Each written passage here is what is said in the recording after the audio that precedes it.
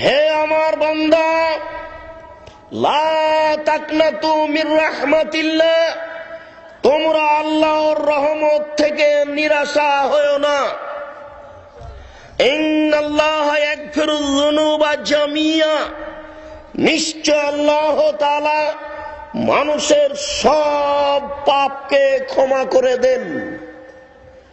মানুষকে ক্ষমা করাই তার কাজ।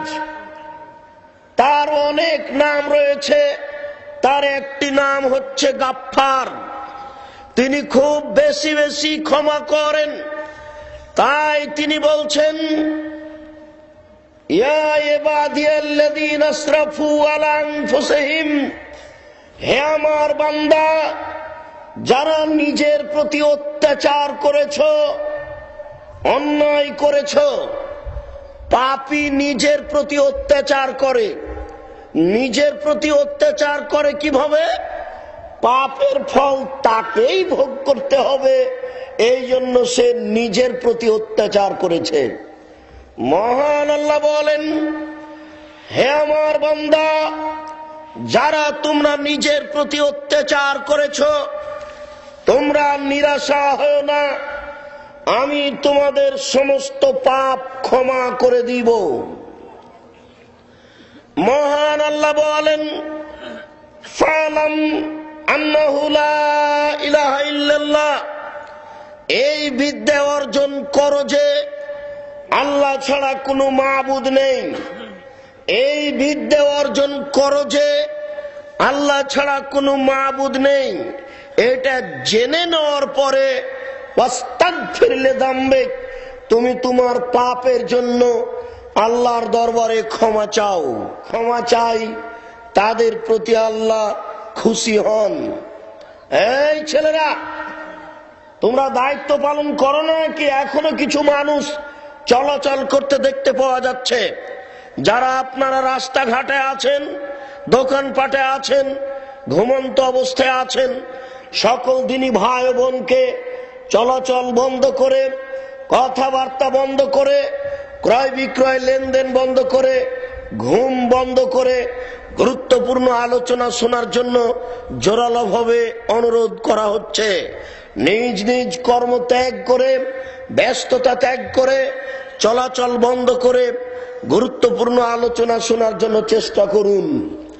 আবু হুরায়রা রাদিয়াল্লাহু তাআলা আনহু বলেন, রাসূল সাল্লাল্লাহু আলাইহি ওয়াসাল্লাম বলেছেন, ইন্না আবদান, যখন কোনো মানুষ আজনাবা জামবান, কোনো পাপ করে।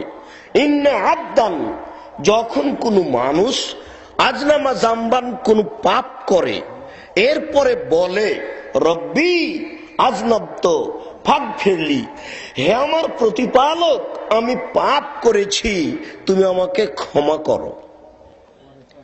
মানুষ যখন এই কথা বলে, কাল আল্লাহ তাআলা, তখন আল্লাহ তাআলা বলেন, আলেমা আব্দি, আমার দাসী কি জানে আন্না লাহু রাব্বুন, যে তার একজন প্রতিপালক রয়েছেন।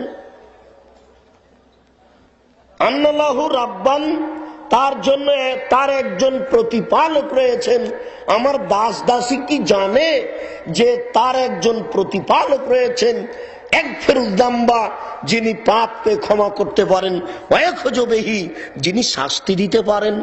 আমার দাসী কি জানে যে তার একজন প্রতিপালক রয়েছেন, যিনি ক্ষমা করতে পারেন, যিনি শাস্তি দিতে পারেন।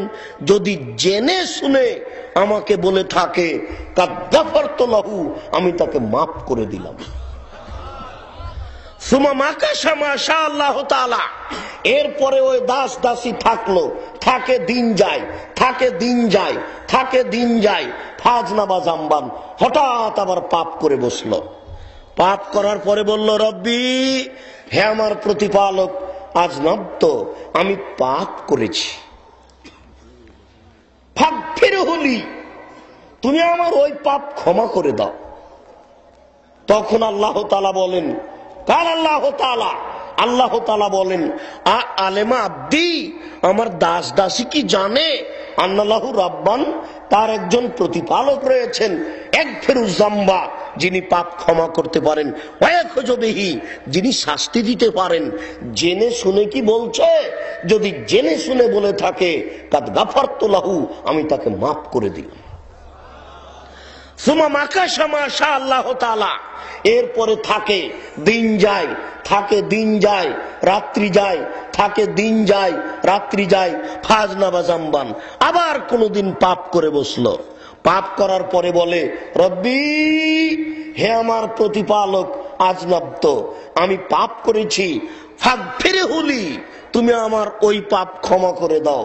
তখন আল্লাহ তাআলা বলেন আলেমা আব্দি, আমার দাস দাসী কি জানে আন্নাল্লাহু রাব্বান, তার একজন প্রতিপালক রয়েছেন, ইয়াগফিরুয যামবা, যিনি ক্ষমা করতে পারেন, ওয়ায়াখুযু বিহি, যিনি শাস্তি দিতে পারেন।